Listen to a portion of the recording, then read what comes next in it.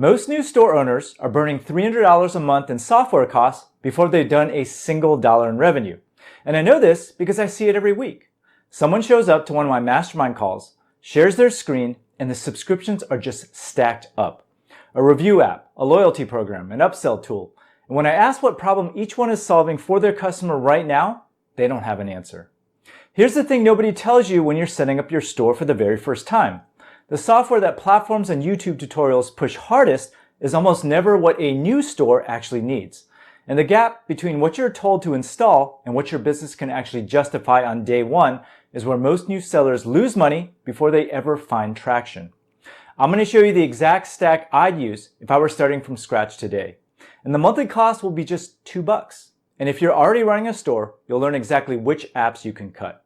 Because on launch day, there are exactly 3 things your store needs to do. Get traffic, capture an email address, and process a payment. Every tool on this list does one of those 3 things. Everything else can wait until you have revenue to justify it. Let's start with the foundation. The platform I'm building the store on is WooCommerce. It's free, open source, and runs on your own hosting, which means you own the store completely. And here's what that ownership actually means in practice. Zero Shoes is a minimalist footwear brand that grew into an 8-figure company on WooCommerce, then decided to migrate to Shopify thinking that it would be more stable. During the holidays, one of their paid apps in their stack pushed an update that broke their entire checkout without warning. The third-party app developer pushed the change, the checkout went down, and over 5 days during their most important selling window of the year, they lost $50,000. That story doesn't get told often when people talk about Shopify, but it's exactly what platform dependency looks like in real dollars. Your checkout is only as stable as the last app update you didn't ask for. The fee story works the same way. Shopify recently raised their credit card processing fees by 0.6% for premium cards and 1% for international cards. You didn't have any choice but to absorb the cost, and that's what it looks like when someone else owns the property you're running your business on. WooCommerce currently powers more than 4 million live e-commerce stores worldwide, more than Shopify by total count. And because you own the code, nothing updates unless you decide it updates. Nothing breaks your store without you knowing a change was made. Here's what it actually costs to run this. Hostinger has promotional pricing right now at $2 a month, and that comes with a free domain, free SSL, and a one-click WooCommerce install. The setup takes under an hour. Shopify Basic runs $468 a year. The WooCommerce setup is only $24, and that's $440, and that difference is real money for a new store, and it belongs in inventory, ad testing, or product photography instead of a platform subscription. Now, in terms of apps and add-ons, every plugin I'm about to show you is free. And the first one handles the traffic problem directly. Plugin number 1 is Yoast SEO. Organic search is the only traffic channel that actually compounds. Paid ads stop the moment you stop paying, and social media reach is whatever the algorithm decides to give you that week. But a product page that ranks on Google keeps sending customers for years, and for my store, that compounds into about 25% of total revenue coming from pages I set up years ago. Some of those pages I haven't touched in a decade, still on page 1 and still sending customers. Yoast SEO is what makes this possible. The free version handles everything that tells Google what your pages are about and gets them indexed. So titles, meta descriptions, sitemaps, schema markup. It takes 20 minutes to set up and you'll never think about it again. The mistake I see most often is someone who launches a store, runs paid ads for 3 months, decides ads aren't profitable, and then shuts the whole thing down without waiting for SEO to kick in. The best stores I know run both, and they started the SEO work before they launched the first ad. But organic traffic only solves the getting found problem. It does nothing for the 70% of visitors who are going to leave without buying, and that's what this next tool handles. So plugin number 2 is OmniSend. 7 out of every 10 people who add something to their cart leave without buying. Now you paid to get them there, whether that was ad spend, SEO work, or plain word of mouth. Without email, you have no way to reach them again, and that's a customer capture problem, and OmniSend is how you fix it. Their free plan covers up to 250 active profiles and 500 email sends per month, with full access to their automation builder, segmentation tools, and drag and drop editor. The same platform that stores doing 8 figures in annual revenue rely on are available at zero cost when you're just getting started. In my business, email accounts for about 30% of our total yearly revenue. My email list is the asset I control completely. And it doesn't matter what Google does to rankings or what Meta does to ad costs this quarter, the list is mine. I send an email and revenue happens that day. So the first automation you should build is an abandoned cart sequence. Someone visits, adds a product, and leaves without buying. OmniSend sends a follow-up within the hour, maybe a second one 24 hours later, and a third one 48 hours after that. Our abandoned cart sequence recovers 19% of those lost sales, and I have colleagues that recover up to 30%. And that is money that would have walked out the door, coming back automatically every single day without you doing anything. The second automation is a post-purchase sequence, and this is where OmniSend gets genuinely interesting. In my store, we sell cocktail napkins, lunch napkins, and dinner napkins. When someone buys cocktail napkins, but not the matching dinner napkins, OmniSend automatically sends them a pitch for the dinner set. We're not guessing who might want them. We know exactly who bought the complimentary product and didn't complete the set. And that kind of targeted follow-up runs on its own, and it converts because it's reaching the right person with the right product at exactly the right moment. So start building your email list from visitor one.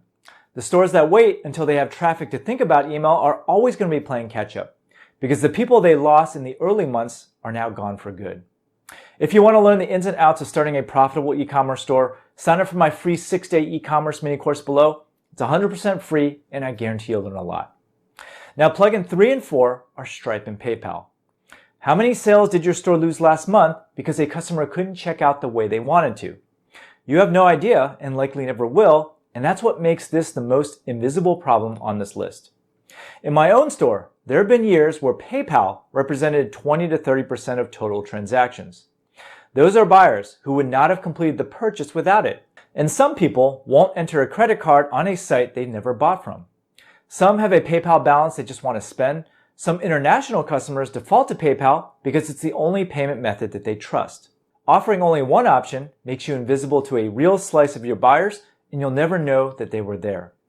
Both Stripe and PayPal plugins are free. You pay 2.9% plus 30 cents per transaction on either platform with no monthly fees or minimums. Stripe also has a feature called Blink. If a customer has ever checked out on any site running Stripe, and given how many sites run on Stripe, there's a good chance that they have, their card and address autofill at your checkout automatically with no typing. That feature alone will increase your conversion rate, especially for a brand new store. WooCommerce has official plugins for both, and each takes about 5 minutes to configure.